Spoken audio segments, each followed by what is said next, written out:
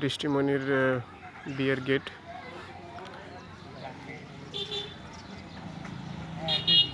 ছেলেবেলেরা সবাই আরুন ভাইয়া দেখান, উঠে গেছে।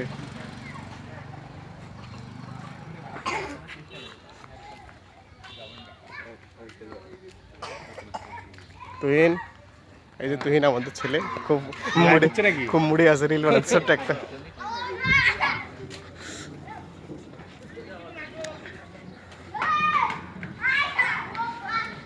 পুরো মহল ছেলেমেয়েরা এদিকে খেলতেছে,